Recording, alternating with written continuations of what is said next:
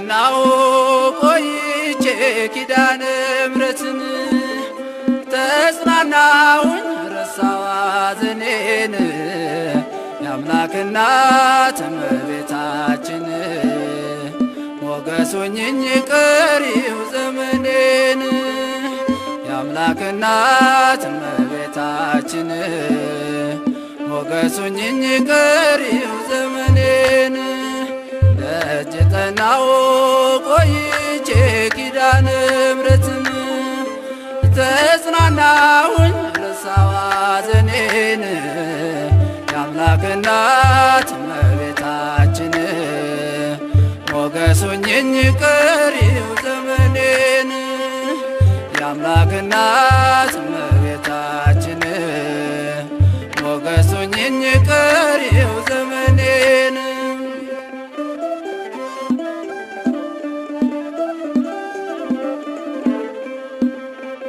የመከራው ዘመን አለፈ እንደዋዛ አንቺን ተጠግቼ የዓለም ቤዛ የልጅ ቸርነት ያንቺም ደግነት ባሪያሽን ሰውረኝ ካስጨናቂ ሞት እናቴ ስምሽን ስጠራ አለፈ ያ ሁሉ መከራ እንባዬ በፊትሽ ፈሰሰ እምዬ ባንቺን የታበሰ ሰላም ለኪ ደጅ ጠናው ቆይቼ ኪዳነ ምሕረትን ተጽናናሁኝ ረሳዋ ሐዘኔን የአምላክ እናት እመቤታችን ሞገስ ሆኜኝ ቀሪው ዘመኔን የአምላክ እናት እመቤታችን ሞገስ ሆኜኝ ቀሪው ዘመኔን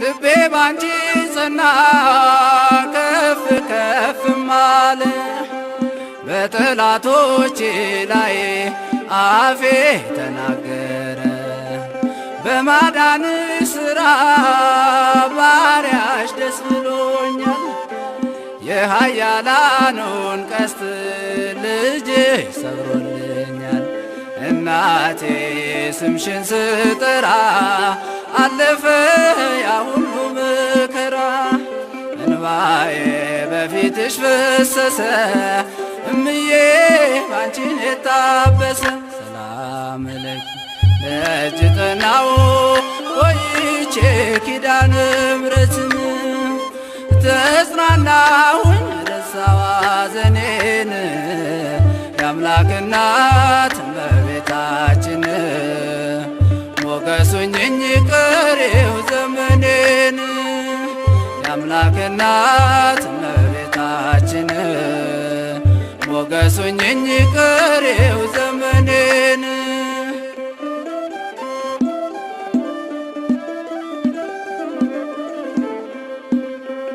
እጄ ባዶ ሲሆን ወዳጆቼም ሸሹ በመርገም ምክራቸው ሊለያዩኝ ሲሹ እሱ የሰጠኝን እሱ ወሰደ አልኳቸው እመቤት ያለችኝ ብዬ አሳፈርኳቸው እናቴ ስምሽን ስጠራ አለፈ ያ ሁሉ መከራ እንባዬ በፊትሽ ፈሰሰ እምዬ ባንቺን የታበሰ ሰላም ለኪ ደጅ ጠናው ቆይቼ ኪዳነ ምሕረትን ተጽናናሁኝ ረሳዋ ሐዘኔን የአምላክ እናት እመቤታችን ሞገስ ሆኜኝ ቀሪው ዘመኔን የአምላክ እናት እመቤታችን ሞገስ ሆኜኝ ቀሪው ዘመኔን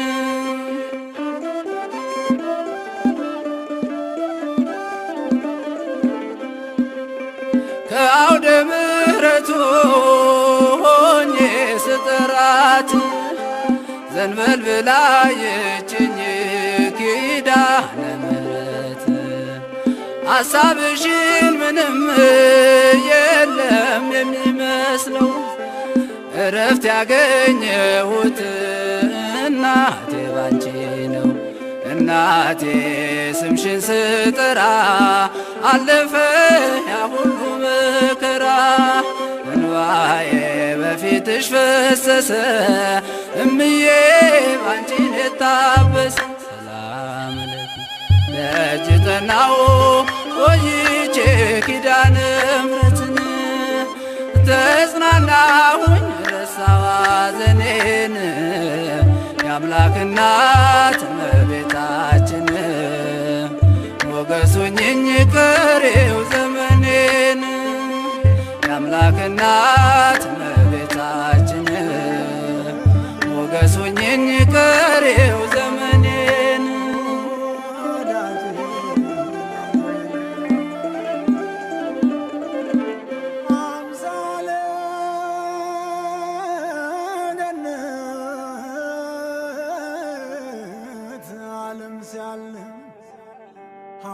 ዓመት ሙሉ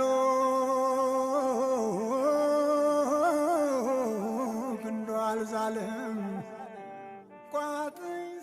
Es una de las visitas más espectaculares que una persona pueda hacer en la vida. A estas charlas, pues, que hemos titulado Egipto, Teoría, Cultura y Arte, Religión, Cultura y Arte, hemos dicho que tienen una perspectiva fundamentalmente de historia del arte. Yo les cuento que al principio, cuando Gallery me invitó a que hiciera estas charlas, me preocupé mucho por algo que mencioné la vez pasada, que es la dificultad de encontrar material, estudios, análisis sobre el arte de Etiopía. Pero pues a raíz de la visita que hicimos el año pasado con Gallery y con Yurupari a Etiopía, y luego un poco la investigación que he realizado pues en estos días, pues puedo decir que ya estoy despreocupado justamente por lo contrario. Hoy vamos a tener que ver imágenes posiblemente rápidas, algunas de ellas rápidas. Bien, mi niña. Oíme, ¿estás disponible? No, es que te iba a pasar porque en este momento una amiga me regaló una conferencia. Listo. Ya está silenciada. Digo que vamos a tener que ver imágenes en una cierta rapidez porque van a ver ustedes que en realidad esto es un tema bastante amplio, casi inabarcable en una sola charla. Yo voy a empezar a compartir la presentación. Supongo que en un momento la van a estar viendo.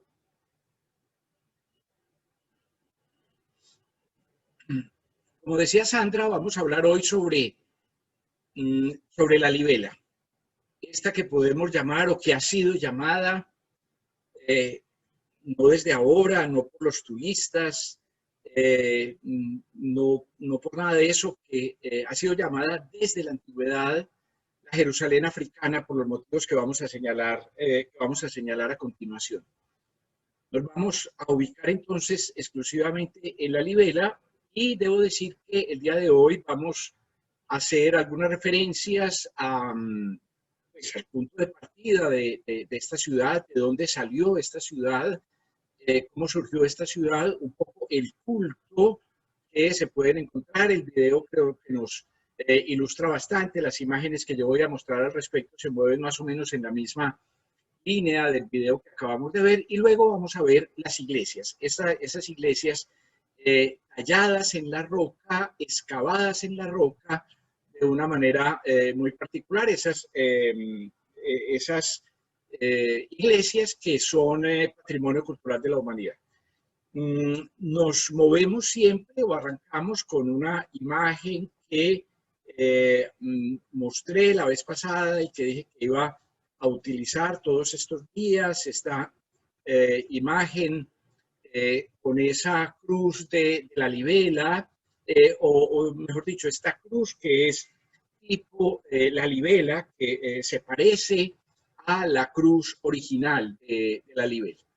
Vamos a encontrar en todas partes, en todas las iglesias, siempre nos vamos a encontrar que hay sacerdotes que tienen la cruz, que exhiben la cruz de oración propia de esa iglesia, que con ella bendicen a quienes asisten, a quienes van, a los turistas también, si quieren, y eso me parece que es importante que lo tengamos en cuenta de una vez, de entrada, porque es necesario que tengamos presente siempre que estamos frente a unas iglesias que son esencialmente eso, son esencialmente iglesias, siguen siendo iglesias, son lugares de culto, para ellos son esencialmente la manifestación más profunda de su religión y no las miran, no las ven desde la perspectiva que nosotros las vemos como obras de arte o como obras de arquitectura. Debo decir también que vamos a hablar hoy fundamentalmente de arquitectura, haré alguna referencia a la pintura, pero este es un tema, este momento es fundamentalmente de arquitectura. La parte de pintura va a estar más, va a ser más clara la próxima vez. Digo, esta es una cruz de estilo, la cruz de la libela. La cruz de la libela es esta, aquí en manos de un sacerdote, la cruz, digamos, original de la libela. Es una cruz que se encuentra, que se conserva en la Casa del Redentor del Mundo, que vamos a ver un poquito más adelante, que es una de estas iglesias talladas en la roca. El sacerdote o los sacerdotes pues sacan esas cruces del tesoro de las iglesias y ellos tienen pues la autoridad para bendecir con ellas a los fieles, a los creyentes, pero también tocarlos en la cabeza, en el pecho, en el vientre, porque las cruces tienen también un efecto milagroso. Son muy generosos, debo decir, además, con los turistas. Si uno tiene una actitud respetuosa, ellos también, es un respeto, digamos, compartido, y entonces ellos permiten que uno haga fotografías, que uno lo bendicen con las cruces y demás. Esta cruz en concreto que estamos viendo es la más importante de la ciudad, la más importante de la libela. Es una cruz que, según la tradición, es de oro macizo, puede que sea en realidad de una aleación de oro y cobre. Mide 60 centímetros de altura, perdón, 60 centímetros de altura. Bajo la mano derecha del sacerdote, pues ahí sigue algo más hacia abajo, está cubierto con ese paño verde, y pesa unos 7 kilos. Esta cruz fue robada hace unos años, fue robada en el mes de marzo de 1997 y apareció en Bélgica en el año de 1999. El ladrón se la había robado a un coleccionista, se la había vendido a un coleccionista, y entonces cuando se desenredó pues, el asunto, cuando apareció la cruz en Bélgica y se reconoció que era la cruz robada en la libela, pues entonces también el ladrón aceptó devolver el dinero que le habían pagado por él, y todos, tanto la autoridad belga como la autoridad etíope, como los sacerdotes de la libela, llegaron al acuerdo de dejar la cosa ahí y no llevar esto a tribunales y cosas por el estilo. Pero entonces estamos frente a un objeto que es particularmente sagrado en todo este contexto. Recuerdo el mapa de Etiopía, lo hemos visto, lo veíamos la vez pasada, estamos en la parte norte del país y estamos en concreto en este lugar. Aquí está Addis Abeba, la capital. La vez pasada estuvimos en Aksum. Ese Aksum se escribe como ustedes quieran, de muchas maneras, aparece escrito con KS, como lo ven ustedes en el caso de este mapa, o simplemente AXUM. Y acá, un poco más al sur, nos encontramos las iglesias excavadas de Lalibela. Déjenme decir primero que todo que Lalibela es un terreno bastante elevado, bastante alto. Estamos a 2.600 metros de altura sobre el nivel del mar. Ya he dicho que esta parte norte de Etiopía es bastante alta y además está dominada por esta suerte de cañones que son en realidad las manifestaciones de aquel proceso geológico que se está viviendo en África con la división del continente, un proceso pues que es de muchos miles de años, de millones de años. Dicen que en unos 10 millones de años se estará dividiendo el continente africano, pero ya encontramos desde hace millones de años manifestaciones de ese proceso. Pero entonces estamos muy altos, estamos a 2.600 metros de altura, pero debo decir que es lo mismo que había señalado la vez pasada, es una temperatura muy buena, es una temperatura muy agradable. Estamos normalmente sobre los 24, 25 grados, un clima pues absolutamente primaveral, si se quiere. En la noche baja la temperatura, pero no baja más de 10 grados en promedio, una cosa así por el estilo. La mejor época para visitar Etiopía y para visitar esta región en particular es entre los meses de septiembre y febrero, que es la temporada seca. Mejor, es evidentemente un momento mejor, teniendo en cuenta de todas maneras que la época de Navidad y Epifanía, ellos no funcionan con el calendario gregoriano que funcionamos nosotros, sino con el antiguo calendario juliano, y eso hace que la Navidad sea el 6 de enero y que la Epifanía sea aproximadamente el 17 de enero. Ese periodo de enero es un periodo muy congestionado, donde hay mucho movimiento, sobre todo de personas del país. Entonces, un poco para que lo tengamos en cuenta. El paisaje es absolutamente extraordinario, es absolutamente maravilloso. Aquí estamos como en las alturas de Lalibela, de la ciudad de Lalibela, y se abre ese valle infinito, ese valle casi infinito que ven ustedes al fondo. Lalibela no es una gran ciudad, ni mucho menos. Lalibela tiene 15.000 habitantes y se ha mantenido prácticamente aislada hasta no hace muchos años. La carretera que ustedes están viendo fue pavimentada hace apenas 10 años, en la misma época en la cual se construyó un aeropuerto que está pues al servicio de la ciudad y que está al fondo del valle. Entonces, no hay nada que yo pueda mostrar como una especie de centro de la ciudad.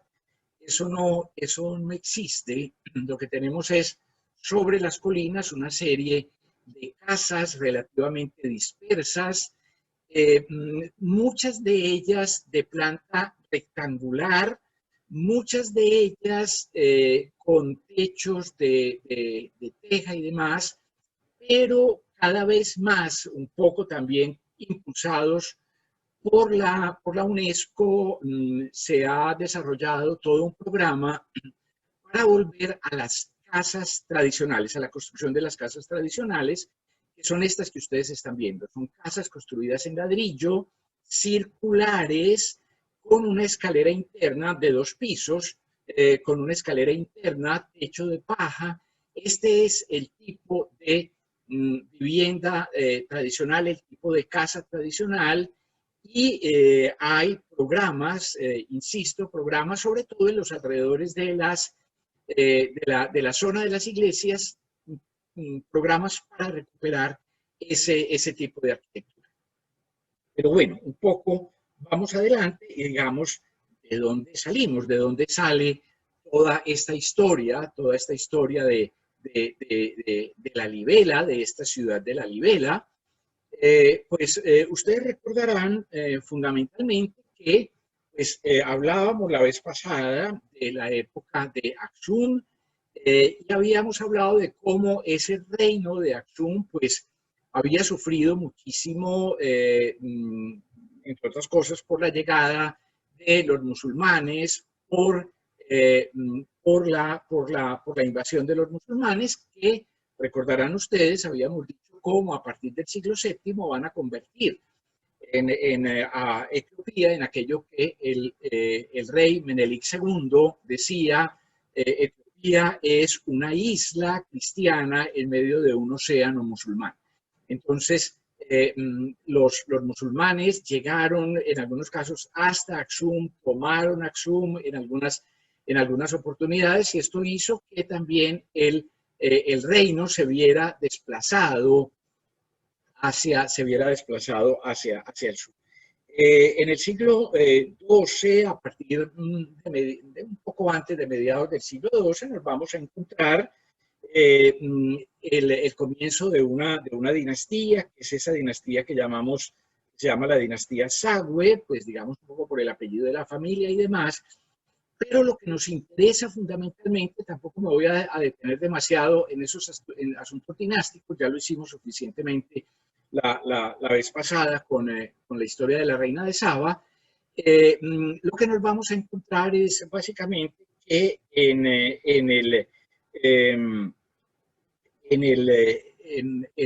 el contexto de esta dinastía va a aparecer un rey, o nos vamos a encontrar un rey que se llama Gebre Meskel La Libela. Gebre Meskel es el nombre del personaje. La Libela es un apodo que le da su propia madre, según la tradición, según la leyenda. Es un apodo que le da su propia mamá porque cuando estaba bebecito, un día ella llegó a la habitación donde estaba el niño y se encontró que la cuna estaba completamente rodeada por un enjambre de abejas, pero esas abejas no lo habían tocado, esas abejas no lo habían picado, no se habían posado sobre él, no se habían acercado a él, lo rodeaban, pero nada más.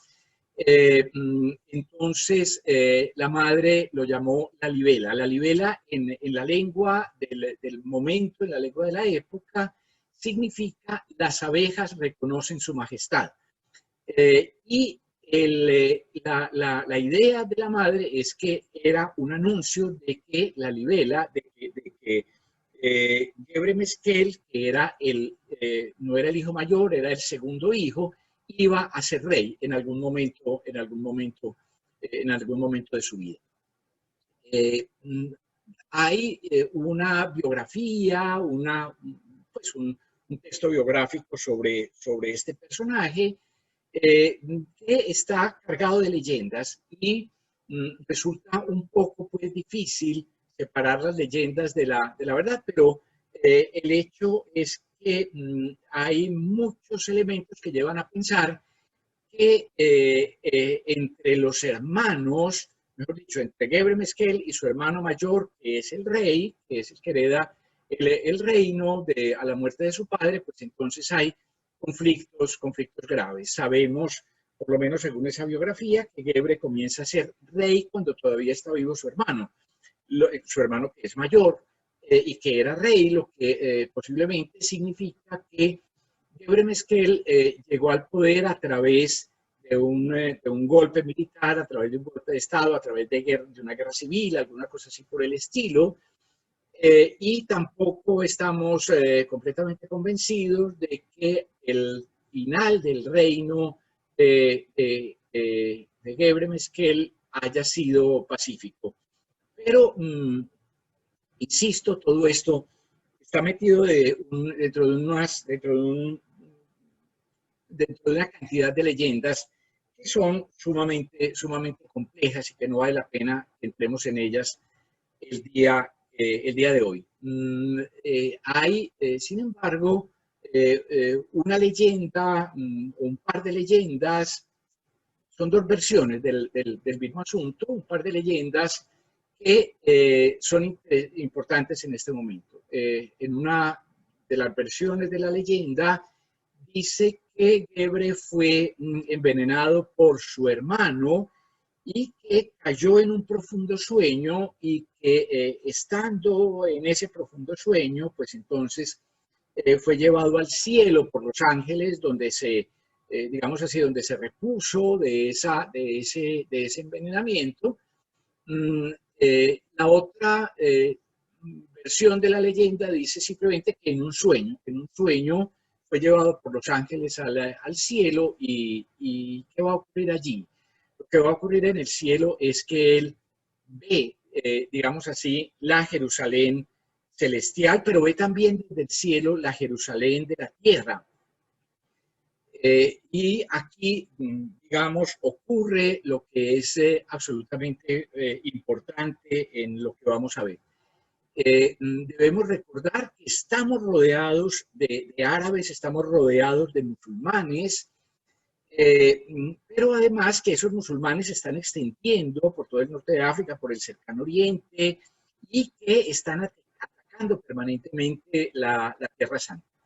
Tanto es así que en el año de 1187 nos vamos a encontrar que Saladino, ese personaje que nosotros conocemos básicamente como un sultán egipcio, Saladino toma Jerusalén, conquista Jerusalén. Ya los árabes habían conquistado Jerusalén en una oportunidad, los cruzados la habían vuelto a tomar. Pero ahora Saladino va a tomar Jerusalén en ese momento, 1187, y a partir de ese momento, en realidad, Jerusalén está en manos de los musulmanes durante todos los siglos siguientes. Están las luchas de los cruzados y demás, pero básicamente podemos decir que el dominio árabe sobre Jerusalén va a ser prácticamente permanente a partir de ese momento. Entonces, lo que hay detrás de la idea del sueño, detrás de la tradición, de la leyenda del sueño, en el cual la libela ve la ciudad de Jerusalén, es que volviendo de ese sueño, él tiene una idea, y es la idea de que, digamos así, hombre, ya no podemos peregrinar a Jerusalén, ya no podemos ir en peregrinación a Jerusalén, por un lado porque estamos rodeados de árabes, pero de musulmanes, pero por otro lado porque Jerusalén está en manos de los musulmanes. Entonces lo que tenemos que hacer es construir una nueva Jerusalén. Yo en sueños vi cómo es Jerusalén y entonces vamos a construir acá una nueva Jerusalén.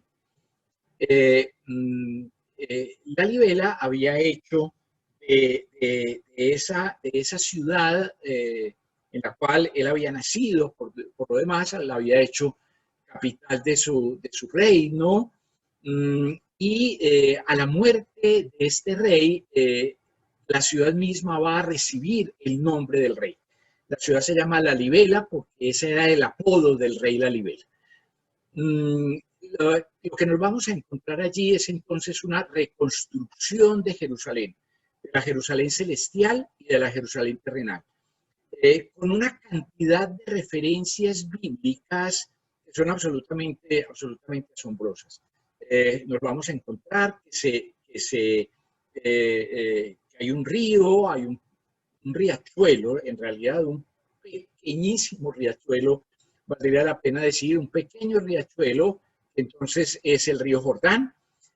Nos vamos a encontrar un monte que es el Gólgota, nos vamos a encontrar la casa de la Virgen, la Casa de los Ángeles, etcétera, nos vamos a la Casa de la Cruz, etcétera, nos vamos a encontrar reconstruida en el norte de Etiopía, en las altas montañas de Etiopía, reconstruida Jerusalén, tanto la celestial como la terrenal. Eso hace que esta ciudad sea, a partir de ese momento y hasta nuestros días, un centro absolutamente fundamental de la religión etíope,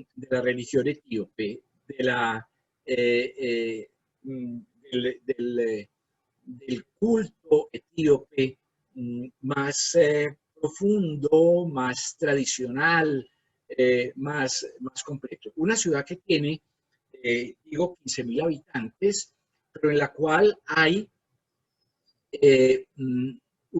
viven entre esos 15.000 habitantes viven unos 300 sacerdotes, 150 diáconos, 400 novicios y un número de varios centenares de monjes.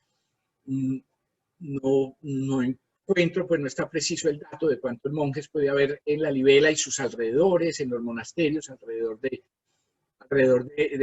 la ciudad. Es decir, es una ciudad religiosa en el más profundo sentido de la palabra.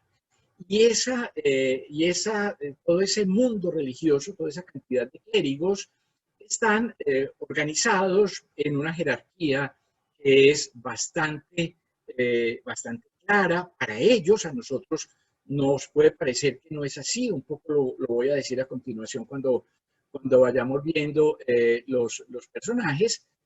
Nos puede parecer que no es así, pero parece que hay una organización jerárquica también sumamente clara. Hay, evidentemente, con esa cantidad de religiosos, hay el ritual, la oración es absolutamente importante en cualquier caso. Lo que vamos a ver a continuación son una serie de fotografías tomadas en esto que están viendo ustedes aquí, que es un monasterio. Este monasterio se llama Nakut Alav.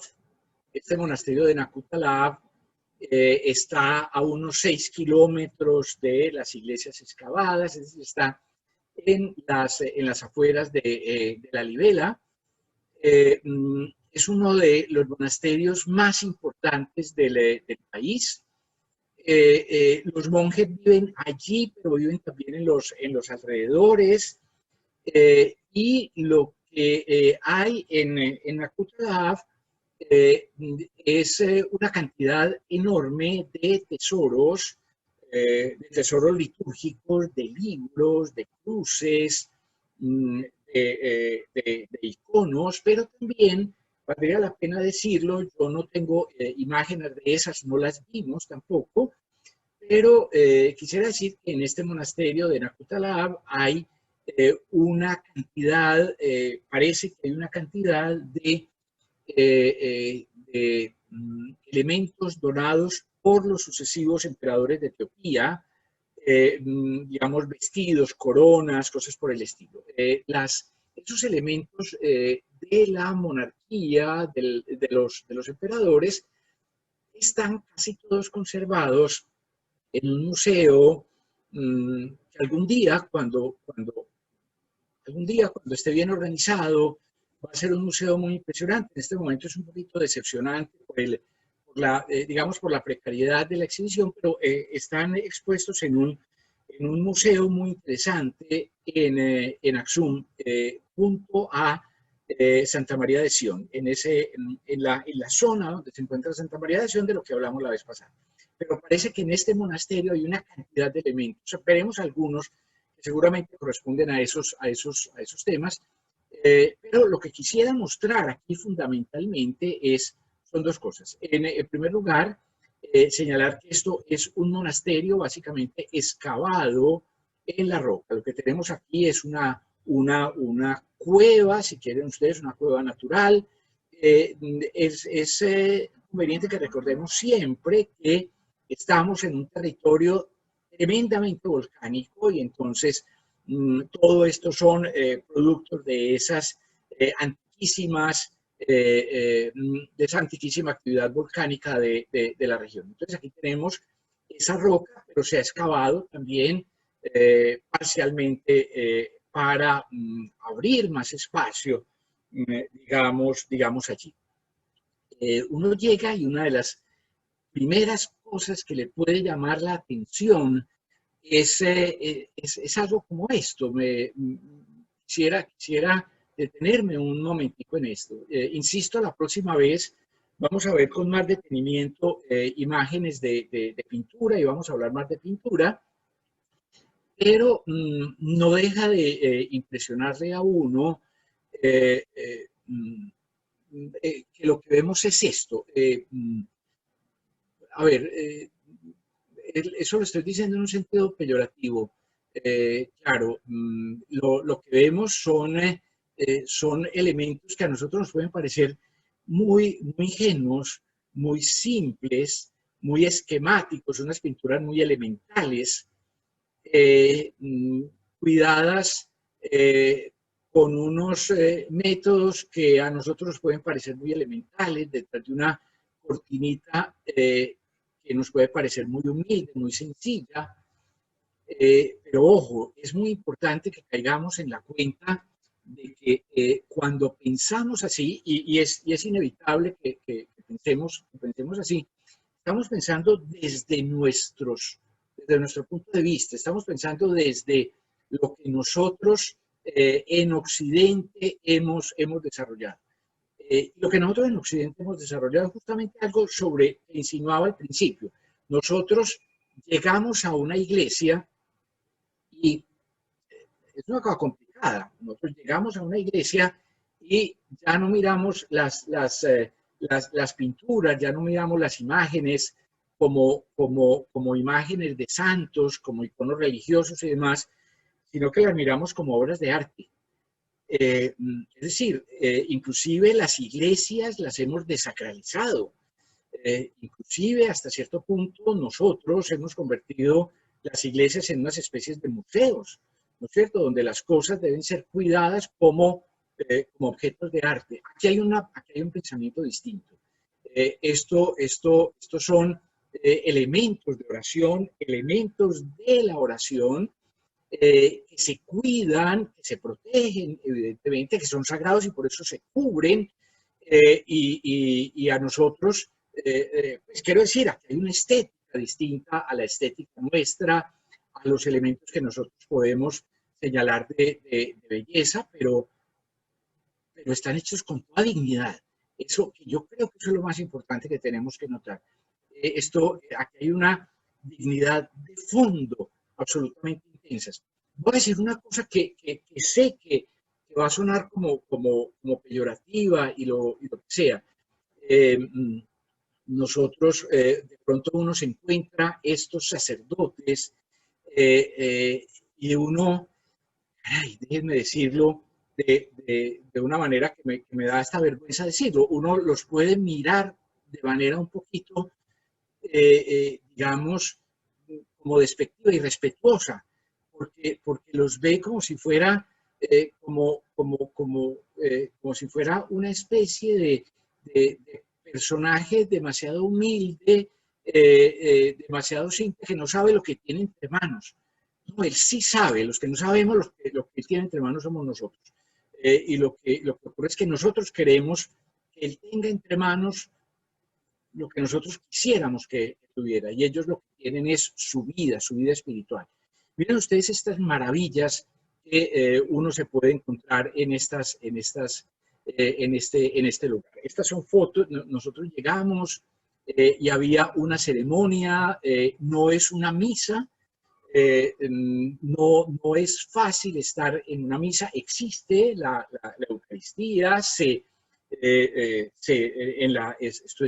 estas son liturgias, esto es liturgia ortodoxa copta, es decir, existen celebraciones, existe la Eucaristía, se consagra el pan, se distribuye el pan, todo ese tipo de cosas, pero no es fácil estar en ese tipo de ceremonias. En lo que son en unas ceremonias que son básicamente momentos de oración. Yo diría que haciendo un poco, digamos, como la comparación de lo que puede existir en la Iglesia Católica, pues estos son ritos de las horas, ¿no es cierto? Así como en las catedrales, el capítulo de la catedral reza la hora sexta y la hora nona y no sé qué, esas que llamamos normalmente el breviario, un poco hacia allá, en esa dirección, nos vamos a encontrar estos asuntos. Esto es una reunión de muchos, todos son sacerdotes o diáconos, todos son religiosos, todos los que ustedes ven son religiosos. Básicamente todos los que tienen estos bastones, que son unos bastones de oración, a veces ellos le entregan a uno el bastón de oración, todos estos son sacerdotes. Y lo que tenemos aquí es un rito, que es una especie de baile, digamos así. Estos dos grupos se aproximan y se separan el uno del otro, al son de tambores. Los tambores están por todas partes, las iglesias están llenas de tambores, uno entra y siempre hay cantidades de tambores allí. Quiero decir, esto es parte de la liturgia, de la música litúrgica.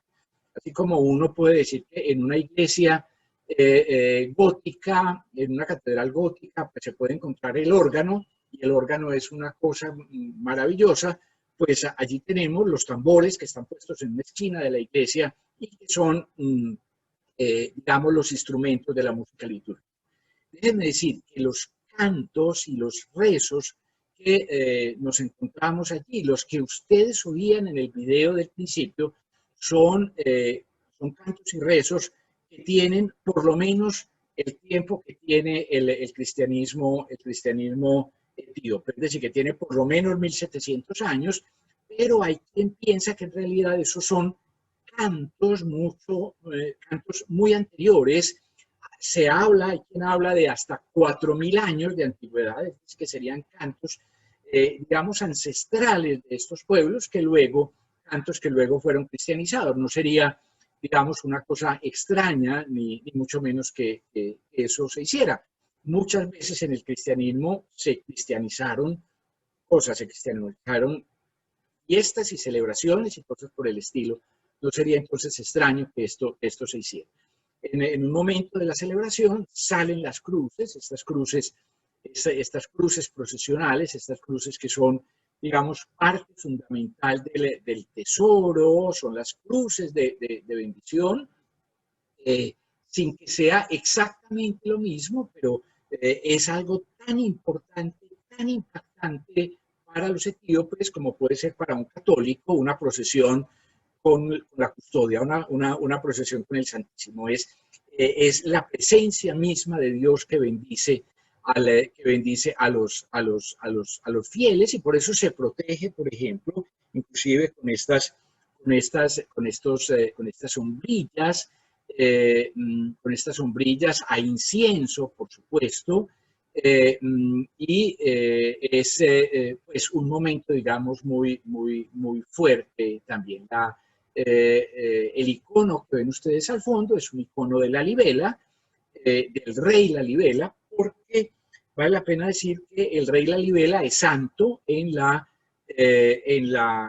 iglesia etíope. Es un santo fundamental dentro de la iglesia etíope. Ahora mencionaré un detalle adicional de la libela en ese sentido. La presencia entonces de las cruces son muy importantes, y tenemos una cosa que creo que es magnífica, que es la presencia de estos sacerdotes ancianos. Ellos siguen estando allí. Es posible que ya no puedan participar tan activamente en el rito y demás, pero están siempre presentes. Y lo que se hace básicamente, insisto, es cantar, es rezar. Básicamente todas las oraciones son cantadas. Bueno, voy a pasar esto rápidamente porque debemos llegar pues a las iglesias, pero déjenme decir que también aquí, en este monasterio de Nakut Talab, nos vamos a encontrar iconos como estos que ven ustedes aquí.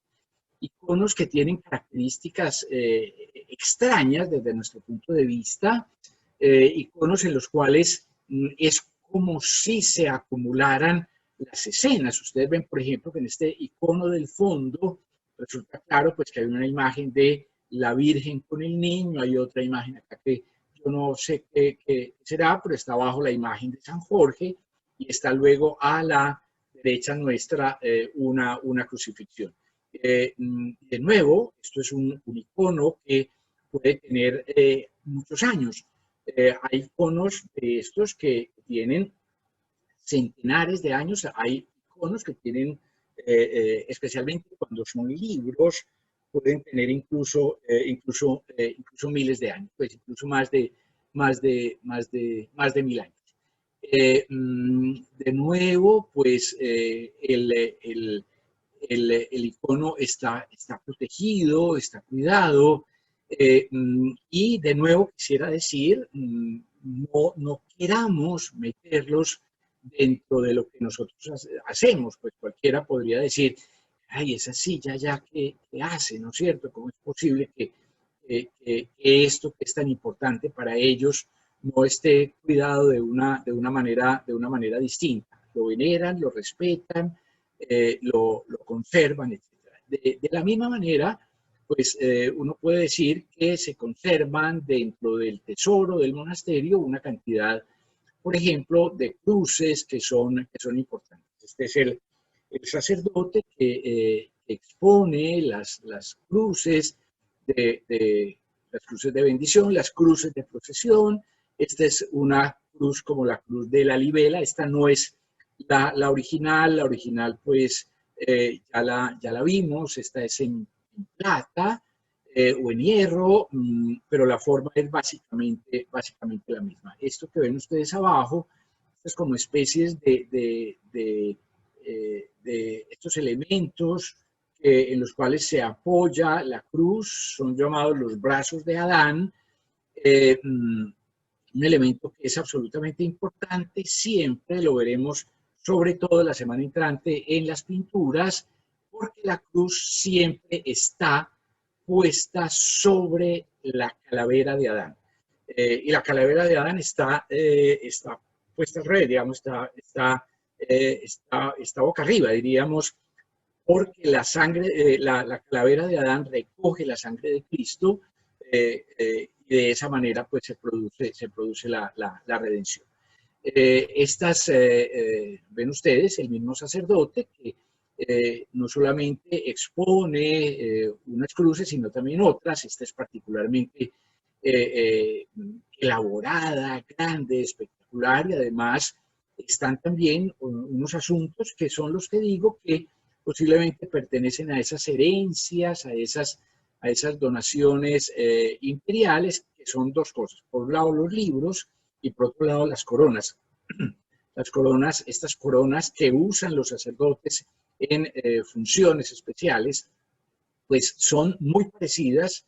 Yo no podría decir en ningún caso, evidentemente, que esta corona perteneció originalmente a un emperador, pero las coronas imperiales son básicamente iguales a este tipo de coronas. Y los libros, estos libros maravillosos, pues son libros que, insisto, en muchos casos son muy antiguos, y ahí nos vemos, cuando digo muy antiguos, es algo que tal vez había mencionado la vez pasada, libros que se pueden remontar al siglo VI, al siglo VII, libros que tienen muchos centenares de años y que pudieron ser protegidos,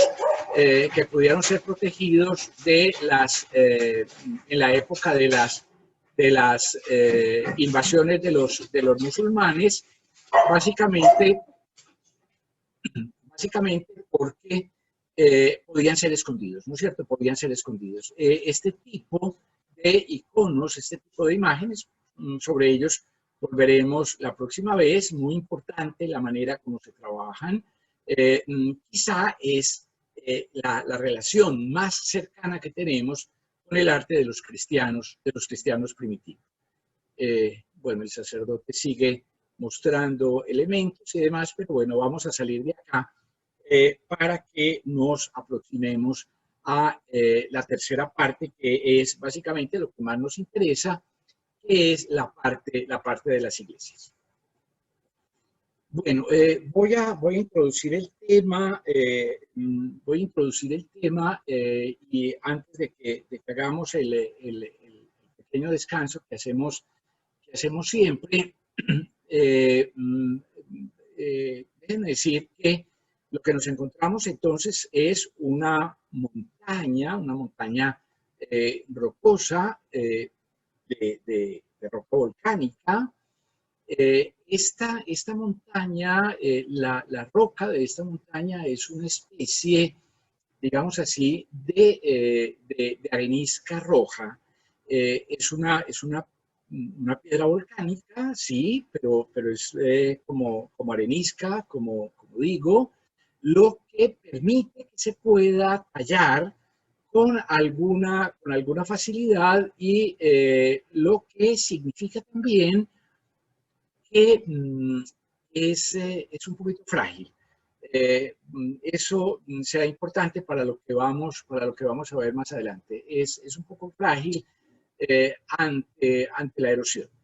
Es una piedra entonces volcánica, arenisca, roja, que está puesta en general sobre un sustrato gris basáltico, también de origen volcánico.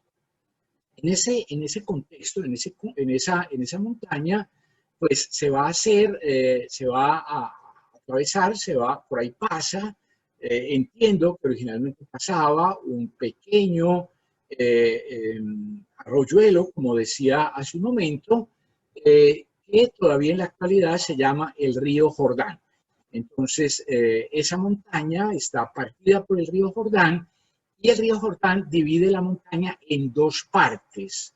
En esas dos partes, entonces, se ubican los dos sectores de la Jerusalén africana. Un primer sector, este primer sector que nos encontramos aquí, más al noroeste, digamos así, es la llamada Jerusalén celestial. Es el espacio de la Jerusalén celestial.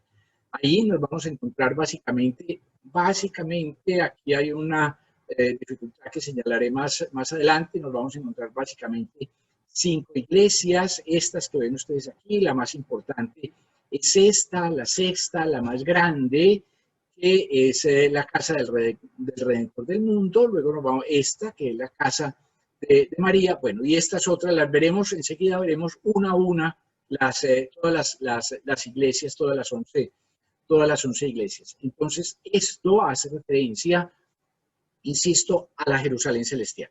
Evidentemente, la casa del Redentor del mundo está en el cielo, ¿no es cierto? La casa de María está en el cielo.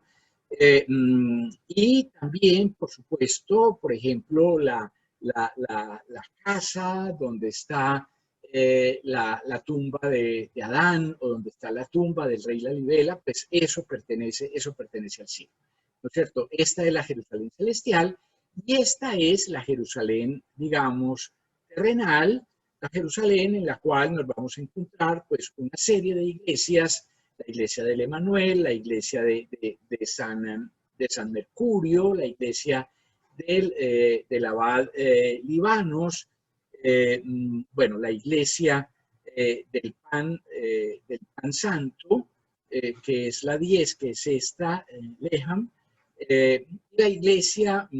una iglesia particularmente importante y espectacular, que es la casa de Gabriel y Rafael. Vale la pena decir que esta expresión, viet o viete, significa hogar, casa. No es la iglesia de María, sino la casa de María. Y finalmente nos encontramos una última, que en este mapa pues aparece como primera. Nos encontramos una última que es la casa de San Jorge, que es la mejor conservada, posiblemente la más conocida, la más reproducida también, que está aparte, está al margen de las otras. No forma parte ni de la Jerusalén celestial, ni de la Jerusalén terrenal, quizá porque se trata de la iglesia, de la casa del patrono del reino, del patrono de Etiopía. San Jorge es el patrono de Etiopía y entonces él no está ni en el cielo, ni en la tierra, ni en la Jerusalén celestial, ni en la Jerusalén terrenal, sino que está en la tierra de Etiopía, que es el reino que él cuida, el reino que él defiende. Ustedes ven que hay una serie de túneles, por ejemplo, a través de los cuales se puede ir de un lugar a otro. En general, estos túneles están abiertos por encima, es decir, son zanjas profundas en el terreno, aunque hay alguno, vamos a ver la entrada, porque no hay nada más que podamos ver, que existe entre estas dos iglesias que ellos llaman el infierno, y que es un pasadizo, un corredor, un túnel completamente cerrado y completamente oscuro, digamos, es como pasar por el infierno de la oscuridad antes de volver a ver la luz de la iglesia. Pero en general, pues eso no ocurre en los otros casos. Pero todo esto, y con esto voy a parar, todo esto me lleva a decir un asunto que es importante que recordemos, que es importante que tengamos en cuenta, y es que en todos los casos, lo veremos ahora de manera más explícita, en todos los casos se trata de iglesias, de construcciones que están bajo la superficie. Lo que era realmente importante, lo que era realmente interesante. ¿Se acuerdan de aquellas imágenes primeras, de aquellos paisajes primeros que veíamos? Uno parado en la Libela Besa, ese valle casi infinito, pero del valle casi infinito no se ve nada hacia la Libela. Las construcciones están a nivel del piso, es decir, alguien que esté abajo, que esté en el valle, inclusive alguien que esté relativamente cerca, a 1 kilómetro de distancia, no ve nada, ¿no es cierto? Era también una manera de ocultar estas iglesias ante ¿qué? Evidentemente, ante la posibilidad de que los musulmanes vinieran más abajo. La ciudad nunca fue tomada por los musulmanes, me parece, creo que nunca fue tomada por los musulmanes. Bueno, es evidente por lo que tenemos que no fue así, y significa que el sistema fue muy bueno. Esto se construyó a lo largo de unos años, de un tiempo que no sabemos cuánto haya sido, porque la tradición, además, es una tradición milagrosa. La tradición es que el rey Lalibela y los hombres, los seres humanos, trabajaban de día, mientras que los ángeles trabajaban de noche. Y hay algún caso de esos, en concreto creo que es el caso de la iglesia de San Jorge, de la cual se afirma que fue construida de un día para otro, ¿no es cierto? Que la empezaron a construir los hombres en un día, y cuando se levantaron al día siguiente, los ángeles en la noche habían terminado la construcción. Esto es una ciudad celestial, evidentemente. Esto se mueve así. Vamos a empezar por la parte superior, esa, digamos, al norte del río Jordán, por la Jerusalén celestial. Y en primer lugar vamos a hacer referencia a esta primera casa, que es la casa del Salvador del mundo. La casa del Salvador del mundo es, en sentido absoluto, la iglesia más grande, la más alta de todo el conjunto de la Libela, de las iglesias de la Libela. Déjenme decir que tiene un volumen interior de 10.000 metros cúbicos y se estima que para su construcción fue necesario excavar por lo menos 15.000 metros cúbicos de roca. Es importante que señalemos lo siguiente: las iglesias de la Libela son de dos clases, o pueden ser de dos clases. La primera de ellas, la más importante, como esta, son iglesias que son excavadas en la roca, que son, si quieren ustedes, esculpidas en la roca, talladas en la roca. Estas iglesias no crecen, digamos, de abajo hacia arriba, crecen de arriba hacia abajo. Se van construyendo a medida que se va retirando la roca. Eso significa eso es muy complicado, porque significa además que hay que tener el plan preciso, la estructura precisa de lo que se va a realizar desde el principio, y se va realmente excavando. Aquí no hay elementos construidos, aquí no se ponen ladrillos sobre ladrillos o roca sobre roca, sino que se viene de arriba hacia abajo. Eso es una cosa similar a lo que encontramos en una época relativamente similar a esta, aproximadamente en la misma época, en la India, en un lugar que se llama Ellora, en un templo, el templo de Ellora, pero no se cree, no parece que haya ningún tipo de vinculación directa con otro tipo digamos, con influencias de este tipo, como que esto pudiera ser producto de que llegó una influencia de la India, no es claro, pero bueno, si se fuera a buscar alguna cosa similar, en principio solamente tenemos eso. Yo no me atrevo nunca a decir nunca, no hay ninguna, nunca digan nunca, digo siempre, no me atrevo a decir que no hay en ninguna otra parte del mundo. Puede que sí, pero en principio parece que esto es bastante excepcional. Esto es distinto a lo que se encuentra, por ejemplo, en Petra, o en Arabia, donde hay una ciudad parecida a Petra, esas ciudades de los nabateos a finales del Imperio Romano. Allá lo que hay es que se toma una pared de roca y se talla la fachada del edificio y se excava el edificio dentro de la montaña. Aquí es la montaña misma la que se talla para formar el edificio. Hay algunos casos, lo mostraremos, ya lo dije, por ejemplo, en el monasterio que ya visitamos, que también se excava dentro de la montaña. Hay templos de estos, iglesias de estas que también, por lo menos parcialmente, son excavadas. Entonces, son talladas en la roca y parcialmente excavadas. Esta es completamente tallada, esta está completamente exenta, está separada de las paredes. Insisto, es la más alta. En algunos casos se encuentra uno, pues, que dicen que bueno, creo que las dimensiones de las columnas de los lados son como de 16 metros, pero en la parte central llegaba a tener hasta 21 metros de altura.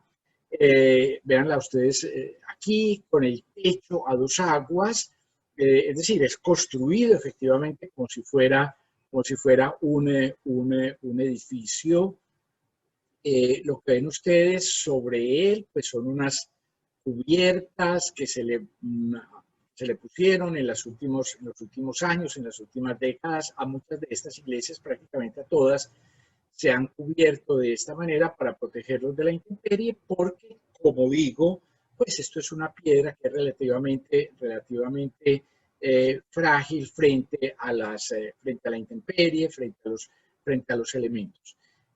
Sí, es un proyecto italiano este de las cubiertas, y sí hay más o menos un acuerdo generalizado de que la idea es muy fea, de que la idea es muy mala, que posiblemente en algún momento habiendo pues recursos económicos de por medio, posiblemente convendría pensar en una solución menos aparatosa, menos grande y menos, y que fuera un poco más transparente, si se quiere.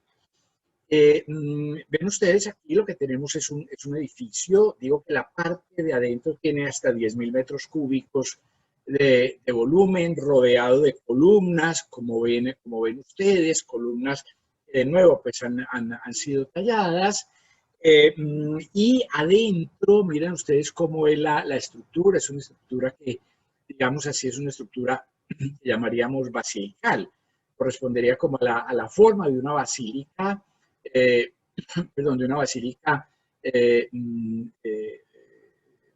las que heredamos del Imperio Romano, es decir, un espacio rectangular divididos por filas de columnas. Esto sería con una nave central y con dos naves laterales a cada lado, básicamente este tipo de estructura, pero decimos eso, decimos que son de planta basilical, pero la verdad es que esa sensación de que uno está como dentro de una basílica no se da, porque son espacios muy relativamente estrechos, oscuros, además, como podrán ustedes suponer, pues este tipo de piedra no permite hacer grandes ventanales para que la luz entre, y además pues vale la pena pues recordar que las paredes de la roca pues la rodean completamente.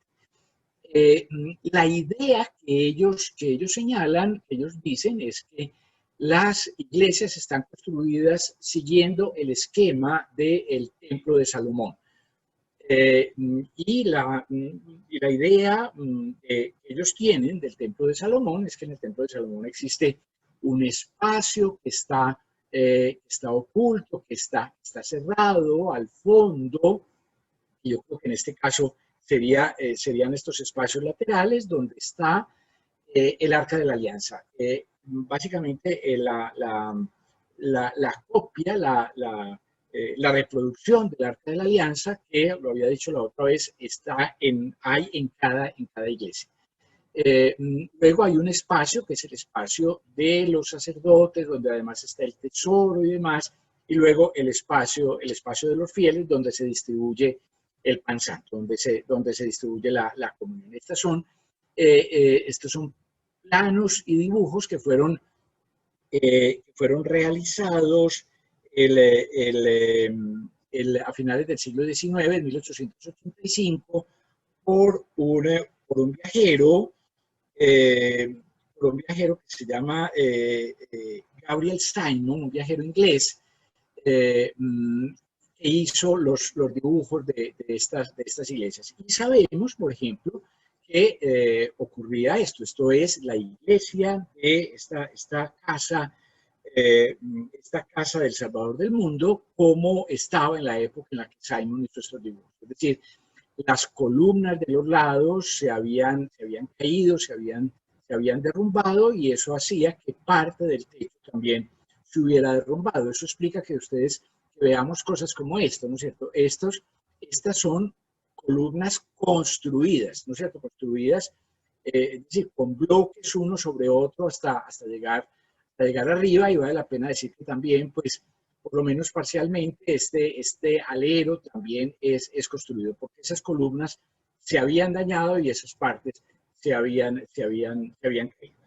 Pero bueno, es parte del mantenimiento, de la restauración de los edificios. Los edificios, pues, me parece que son importantes estas imágenes en las cuales hay personas, para que se vea realmente el tamaño impresionante que tienen sobre una base muy alta. Vean ustedes, se sigue excavando después de que se termina el piso de la iglesia, se sigue excavando para que quede una especie de foso que pueda contener el agua en momentos determinados. Esta iglesia no tiene pinturas al interior, no posee pinturas. Toda digamos, la decoración es básicamente decoración arquitectónica, se da en las ventanas y demás, claro que también esas ventanas han sufrido a lo largo de los siglos, no solamente por motivo de la intemperie de los elementos, como decía, sino también a causa de las guerras.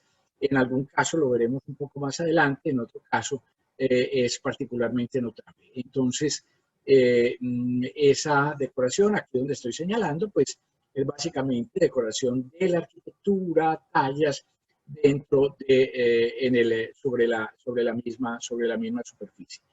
Siempre encuentra uno gente, siempre tiene que haber alguien en la iglesia, siempre hay un sacerdote, o un diácono, un novicio, un monje. No solamente está cuidando la iglesia, no es solo cuidar la iglesia, sino que la iglesia es un lugar sagrado, en la casa de Dios, y Dios quiere que siempre haya gente en la casa.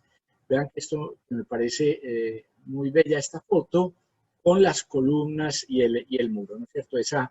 Esa perspectiva me parece que es muy impresionante. Bueno, entremos brevemente a esta iglesia. La iglesia tiene una relativa iluminación en la parte alta, pero hay una cierta penumbra, digamos, que se conserva. Miren ustedes cómo hay toda una estructura de pilares, de arcos, en este caso, en esto que estamos viendo, pues de techos planos. No en todas partes los techos son así planos, y luego están siempre las imágenes, los iconos.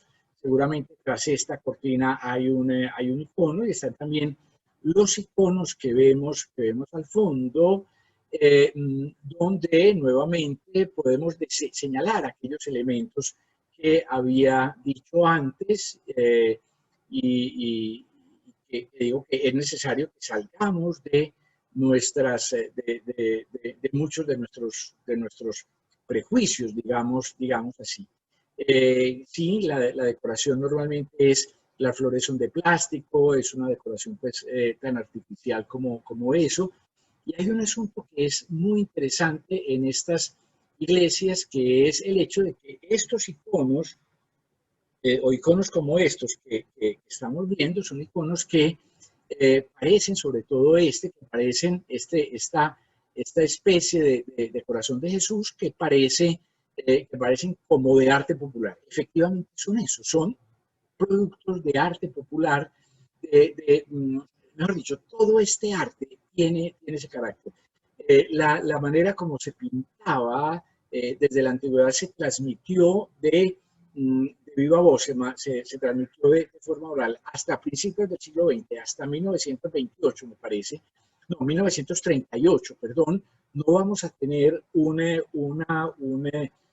persona que pone por escrito los métodos del trabajo artístico. Es decir, a lo largo de casi 2000 años, por lo menos de 1700 años, nos vamos a encontrar que el arte se transmite de manera oral. Las pinturas sobre cuero templado en bastidor pues son muy interesantes, pero de nuevo, en este caso lo que tenemos pues son una serie de santos con las cruces, con las cruces tradicionales. Bueno, rápidamente, el tipo de túneles que señalaba hace un momento, pues no tiene ningún problema como el que diré que existe en el llamado infierno. Una segunda iglesia es la Casa de María. Está al frente de la casa del Salvador del mundo. Esta es la Casa de María, también cubierta, como ven ustedes, también con un techo, a dos aguas. Se dice que es la más antigua de las iglesias, y se dice también que era la favorita, la preferida del rey Lalibela. Está lleno de pinturas al interior, como vamos a ver. Es monolítica, también en este caso pues ha sido excavada de un bloque de piedra, y no hay esos elementos que se agregan. Tiene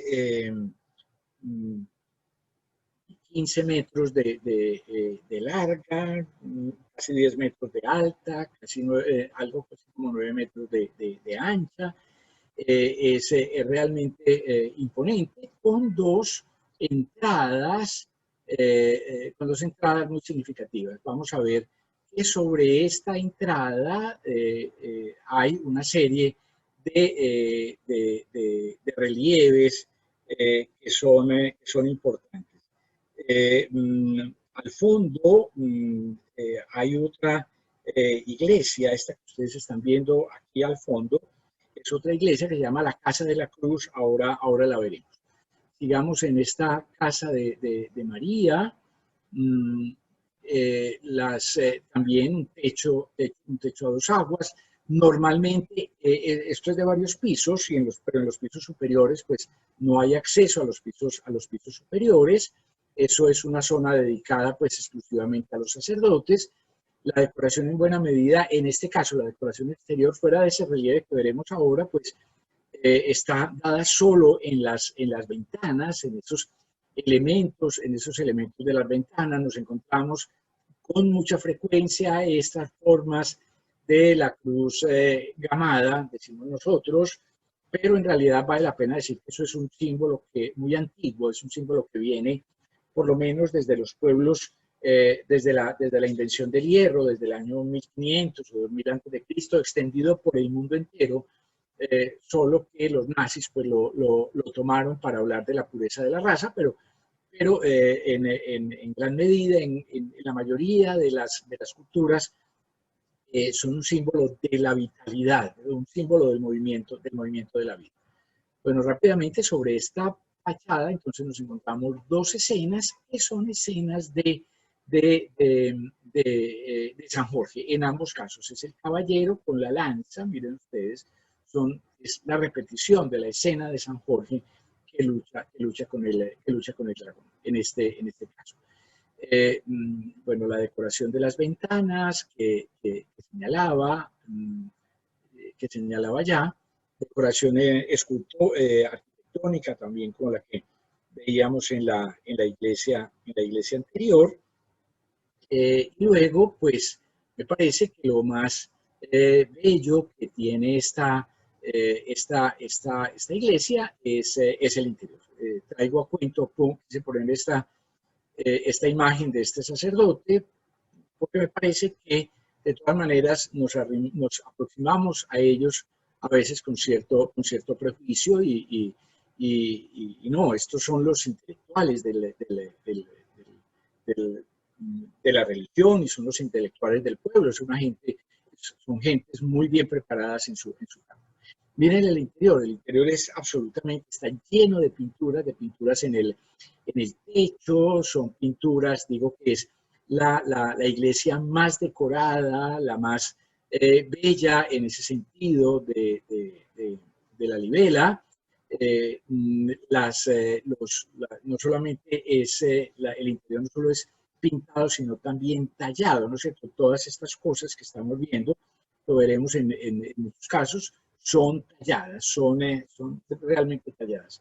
Muy importante señalar la presencia de elementos como esto, de la estrella de David vinculado con la cruz, ¿no es cierto? Porque ellos, acuérdense de una cosa que decíamos la otra vez, nosotros somos el pueblo de la ley de Moisés. Ellos se sienten básicamente herederos del Antiguo Testamento, que conservan las tradiciones del Antiguo Testamento de manera muy clara, de manera muy firme. La decoración, en este caso interior, es realmente muy bella. Son pinturas realizadas al fresco, que se han conservado en bastante buen estado, como ven ustedes. No todas, pero muchas de ellas sí. En este caso, yo creo que esto no es al fresco, esto es la piedra pintada. De todas maneras, esta es una piedra que tiene cierta porosidad y recibe el color. No solamente hay imágenes, bueno, déjenme decir primero esto, pues nos vamos a encontrar en esta iglesia en concreto, nos vamos a encontrar como digo, 3 pisos. En realidad los pisos altos no se pueden visitar, son exclusivos para los sacerdotes.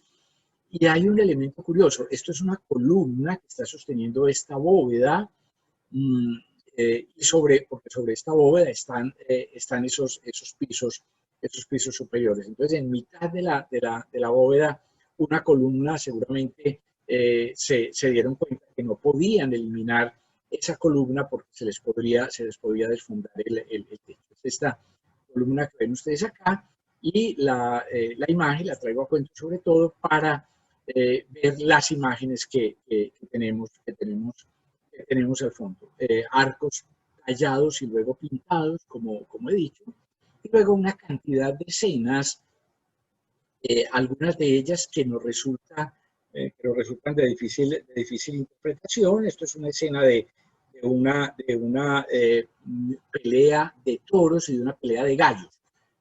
No sabemos evidentemente qué significaban, no sabemos a qué hacía referencia. Esta escena que ven ustedes aquí, se ven claramente las dos peleas, sin que sepamos muy bien a qué se refieren.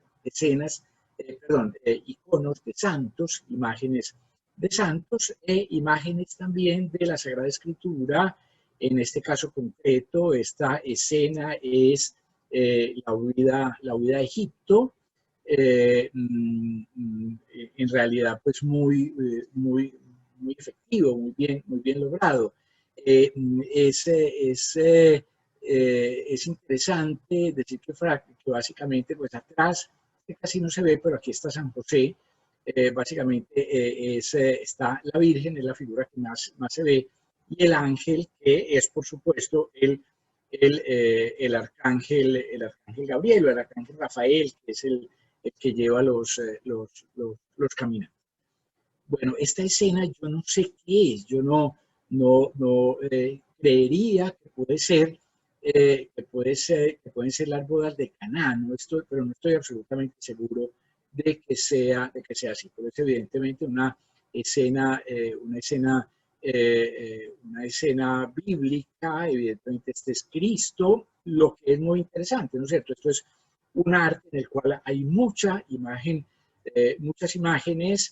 Ellos estuvieron, sobre eso hablaremos la próxima vez, pero ellos estuvieron bastante al margen, en realidad, del problema de la iconoclastia, de la destrucción de las imágenes antiguas. Bueno, rápidamente, esto puede que sea el encuentro de la Virgen María y Santa Isabel, escenas pues muy variadas. Y los iconos, digamos, modernos que ya estamos acostumbrados a ver en estas iglesias, y que tienen ese carácter que he dicho de tratarse un poco como si fuera un arte relativamente nuevo, popular, de colores sumamente planos. Lo vamos a encontrar realmente extendido por todas partes. Pero hay también imágenes más antiguas, y esta foto que me encontré la quise poner así para señalar un asunto, y es que esto es una imagen de culto. Entonces, si usted la vio, y si no la ve porque hay mucha luz hay un reflejo que le tapa, pues nada que hacer. Esa es una imagen de culto, y esta es allí como imagen de culto, y no como obra de arte. En la parte de arriba, aquí no lo vemos muy bien, en la parte de arriba hay unas figuras que se van a repetir muchísimas veces, que son 3 figuras iguales, en la Santísima Trinidad. Estamos en la casa de la Virgen, entonces es natural que haya escenas de la Virgen, que esté dada esa figura de manera especial. Y esta es la Santísima Trinidad que digo, en esta forma como se representa, 3 figuras. Aquí no vemos sino 2, porque la otra pues evidentemente está cubierta, pero ahí está, 3 figuras iguales, son iguales, son las 3 personas de la Santísima Trinidad, que los 3 son Dios, son iguales, entonces se representan también de manera igual. Y siempre el sacerdote cuidando, pues exhibiendo, exponiendo, presentando las cruces de procesión de la iglesia. Insisto, cada iglesia tiene sus propias cruces de procesión, tiene su propio tesoro, digamos así. Esta fotografía es de esa casa, de la casa de la casa de la Virgen. Bueno, pero decíamos que al lado de la casa de la Virgen está la casa de la Cruz, y esta casa de la Cruz tiene una característica particular, y es que es parcialmente, parcialmente tallada en la piedra y parcialmente excavada en el muro, digamos así.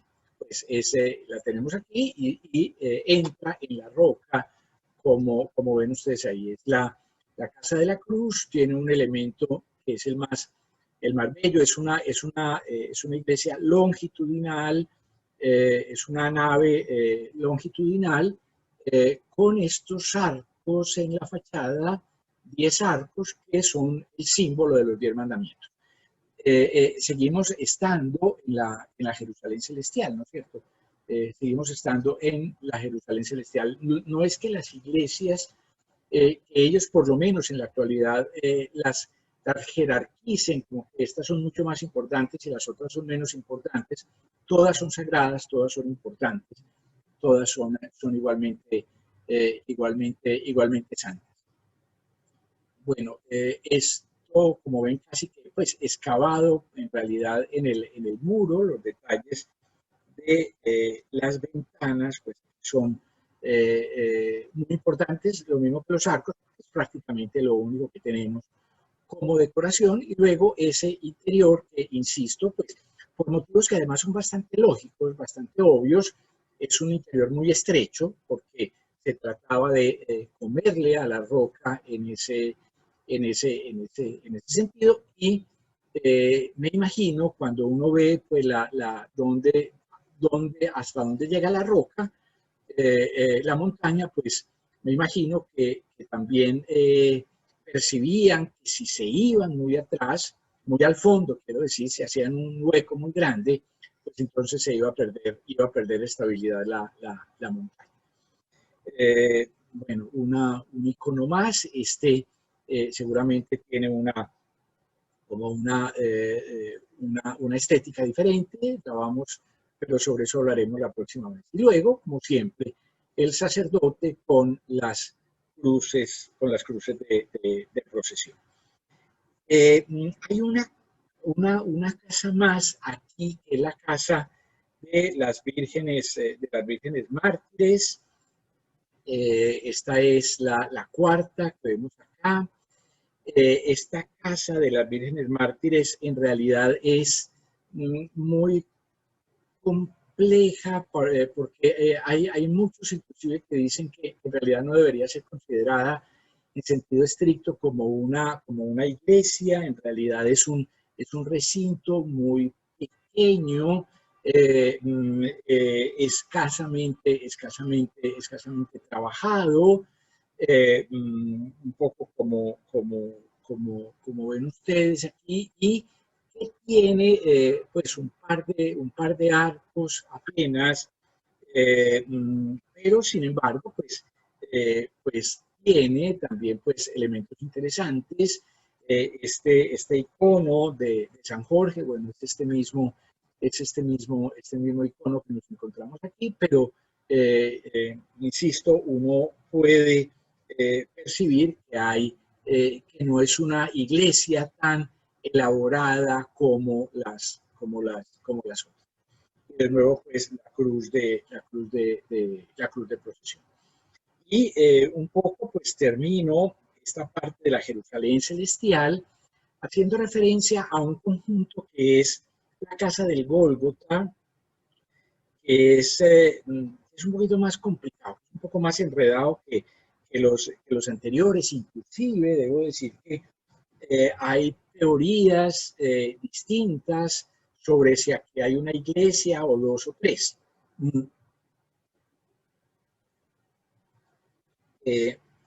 Es necesario decirlo, pues porque nos encontramos pues esto que sería básicamente esa iglesia, posiblemente es posiblemente la iglesia del Gólgota, o la iglesia de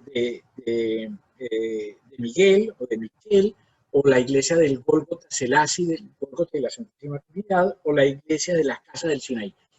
La Casa del Sinaí estaría aquí al fondo, la Casa del Monte Sinaí. Pero bueno, vamos a entrar básicamente a esta iglesia, que por lo demás, bueno, esto es el fondo, los elementos que tenemos al fondo. Aquí es bastante impresionante la base, está montada sobre esos 3 escalones, es, digamos, la base más compleja que nos encontramos. Estos los elementos del fondo. Debo decir que aquí hay una estructura bastante más complicada que en las anteriores, porque digo, tenemos un espacio, que es como, digamos, el espacio de eso que llamamos que puede llamar el Gólgota de Miguel, pero luego lo que nos vamos a encontrar, que forma esto, luego que lo que nos vamos a encontrar es un espacio más atrás donde es el espacio que se llama de la Trinidad, donde se supone que, donde estamos aquí, donde se supone que está bajo tierra la tumba del rey Lalibela. Este es un lugar particular, a este sitio es particular, quiero decir, en el sentido de que, por ejemplo, a este sitio, a esta parte interior de la iglesia, no pueden entrar las mujeres, no permiten el ingreso de las mujeres. Y es especial porque hay algo que no hay en ninguna otra parte, yo creo que casi que en ninguna otra parte de Etiopía, y es que hay estas imágenes talladas de santos, estas imágenes, digamos, volumétricas de santos. Creo que es importante que lo tengamos en cuenta porque pues que nos fijemos en ellas, porque valdría la pena decir que el arte bizantino en general, el arte ortodoxo en general, rechazó el arte escultórico. No hay estatuas en Constantinopla, no hay estatuas en la religión ortodoxa. Generalmente puede haber excepciones. Bueno, y esta justamente es una de esas excepciones. Y aquí están por lo menos esos 2 que ya veíamos, esos 2 relieves que ya veíamos, y este relieve del fondo, que es el relieve justamente que representa justamente al rey Lalibela. Estos iconos así, llenos, son muy curiosos, son realmente muy raros, muy interesantes, porque son como una especie de collage, ¿no es cierto? Son hechos, pero quisiera decir, no, es una sola tela donde están todas esas representaciones que ven ustedes aquí, la representación de la Virgen. Esto es un santo que se llama San Onofrio, esto es Lalibela, yo no sabría quiénes son estos, esto es San Jorge, evidentemente, siempre presente.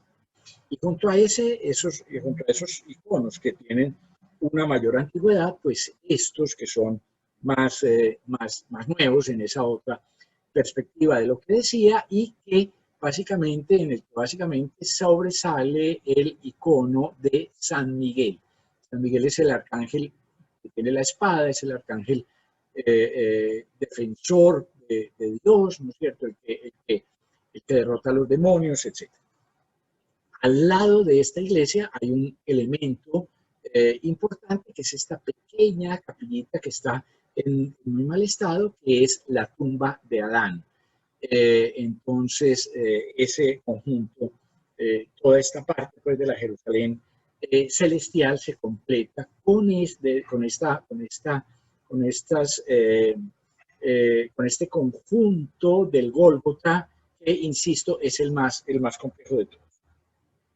Vamos a la otra parte, vamos a la Jerusalén terrenal. En la Jerusalén terrenal, pues nos vamos a encontrar también un conjunto importante de iglesias. La primera de ellas es la iglesia del Emanuel.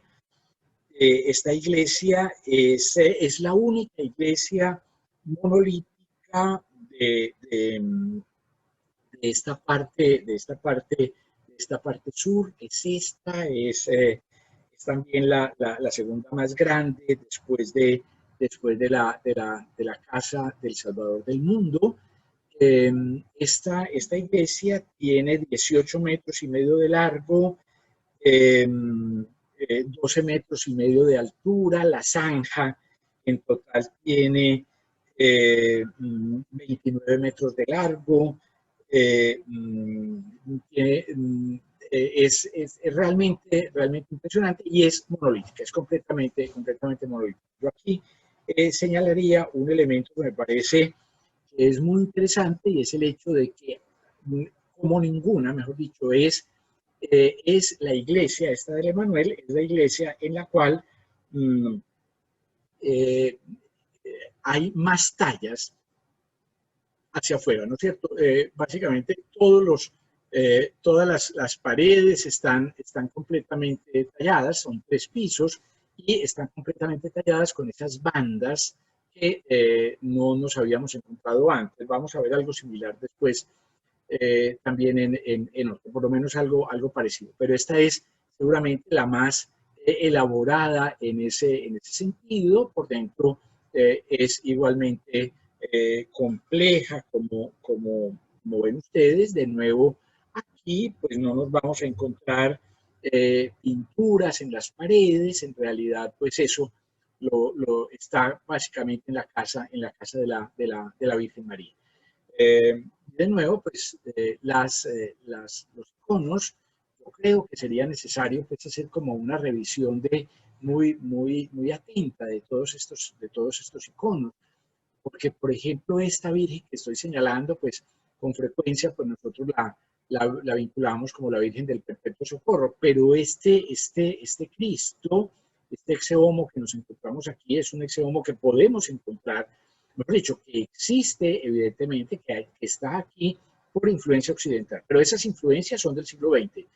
Déjenme decir que no lo he mencionado, pero o no lo mencioné, el primer occidental que llegó a la Libela fue un sacerdote portugués de apellido Álvarez, y sabemos que quedó tan absolutamente admirado de lo que vio que no le contó a nadie. Después en sus papeles, en sus apuntes y demás, aparecía la descripción de esto, y aparecía, decía, pero yo esto no se lo voy a contar a nadie porque nadie me va a creer que una cosa tan maravillosa exista. Entonces, esto no es una cosa antigua, es una cosa que llega pues en el siglo XX, pero junto a esta Virgen que parece más de cartel, que parece más de afiche y demás, nos encontramos estas elaboraciones donde hay mucho más de intervención del artista. De nuevo, pues el sacerdote en esta casa del Emanuel. Hay una iglesia interesante, que es esta de San Mercurio. Es una iglesia que en el siglo ¿qué sería eso? En el siglo XVIII, en el siglo XVI, se cayó un pedazo a causa de un terremoto, y entonces se construyeron estos muros. A esa casa de San Mercurio se llega a través de esto que mencionaba antes, que mencioné un momento, que es un túnel que tiene, me parece que 300 metros de largo, una cosa así por el estilo. Será tanto, o 100 metros, no sé, puede que sean 100 metros. 300 me parece que son demasiados, y uno no se demora tanto recorriéndolos, pero es una cosa absolutamente oscura. Es como una especie de purificación para llegar al otro lado volverse a encontrar realmente con la gracia, volverse a reencontrar realmente con Dios. Entonces, en este caso, pues es interesante ese tipo de paso. Uno llega a una iglesia que parece, esta iglesia de San Mercurio, parece muy simple, ven ustedes como más, si quieren, inclusive más elemental que muchas de las otras que hemos visto, pero resulta que en esta iglesia hay también pinturas. Hay también pinturas al fresco. Estas pinturas son posiblemente, las pinturas de la casa de la Virgen María son posiblemente del siglo XIII. Estas pinturas parece que son del siglo XV. Y son realmente muy, muy, muy interesantes. Miren ustedes las expresiones, el esquematismo, la manera como se pinta el rostro, la nariz, por ejemplo, los ojos, esos ojos grandes, muy, muy, muy completamente fijos, esa importancia de la línea, por ejemplo, en la relación entre el cuello y la cabeza. Este tipo de cosas me parece que nos habla de unas características muy propias de un arte absolutamente distinto al que nosotros conocemos generalmente. Y esto que me parece que es también muy interesante, es también un icono, en ese caso, pues un icono también antiguo, también posiblemente de esa misma época, puede ser como del siglo XV, una cosa así por el estilo. Y entonces, pues es interesante que esta iglesia medio caída, que puede parecer tan simple, tenga tanta riqueza. No faltan los iconos modernos, como este icono de San Jorge, en el cual el dragón está convertido pues, en un enemigo, como si fuera un romano, ¿no es cierto? Es básicamente como un personaje como vestido de romano, seguramente pues ese tipo de tradiciones se conservaban. Y tradiciones y asuntos que se renuevan permanentemente, pues entonces de nuevo nos encontramos este tipo de iconos que son pues esos que digo que son relativamente, que son más modernos. Eso o esto todavía más hacen referencia a ese santo que mencionabas hace un rato, San Onofrio, que es está muy vinculado con los primeros cristianos. Bueno, vamos concluyendo esta parte también con la casa del abad Libanos. Esta casa del abad Libanos es particularmente bella. Se llega también a través de túneles y demás. Como ven ustedes aquí, es una casa en la cual pues una construcción en la cual no se cayó la casa de arriba abajo, sino básicamente se excavó en la pared. Está muy restaurada la fachada porque evidentemente se había caído como alcanzan a ver ustedes aquí. Pero es hermoso. Yo no puse una foto, me arrepiento de no haber puesto fotos de eso, porque de esto te voy a decir, porque es llena de monjes, es llena de sacerdotes ancianos sentados afuera o sentados en la parte posterior. Uno entra, esto tiene salida por atrás y uno viene a salir otra vez por el lado derecho nuestro. Lo que hay adentro pues, es básicamente lo mismo que nos encontramos en estas formas, en estas especies en estas excavaciones, ¿no es cierto?, de estos edificios excavados y luego, pues, por supuesto, como siempre, las cruces de oración. De este conjunto me quedan faltando dos iglesias. La primera de ellas es la casa de Gabriel y Rafael, que es de las más impresionantes que uno pueda ver. Es un edificio formidable, en gran medida es excavado también en la pared, en la parte norte, esto es la parte norte, sí, en la parte norte con estos arcos gigantes, con estos soportales, digamos, gigantescos, que llegan hasta 26 metros de profundidad. Es una construcción realmente formidable, un edificio realmente formidable. Digamos que también parcialmente ha tenido que ser, algunos elementos han tenido que ser reconstruidos, pero entonces esto tiene, es mucho más impresionante por fuera realmente toda esta estructura que por dentro pues es bella como todas las iglesias, pero bastante más simple. Lo impactante es esa especie como es que tiene una forma como de fortaleza. Además, de aquí es posible ver hacia el valle, no tiene mucho registro desde el valle, digamos aquí, pero es como si este fuera el mirador hacia el valle. Es la casa de Miguel y Rafael, de Gabriel y Rafael, como decía, pero sin embargo hay iconos de distintas clases, ¿no? De nuevo, esta Virgen que nos hemos encontrado tanto, y iconos como este pues es un icono que en realidad es, yo creo que de San Miguel en ese caso, y este icono grande, si no me equivoco, es de Rafael. Bueno, siempre las cruces de oración, y finalmente esta pequeña iglesia, una iglesia realmente muy pequeña, que está digamos, en mal estado, protegida por esta especie de estructura, que es una estructura más simple que las italianas, más antiguas también que las italianas.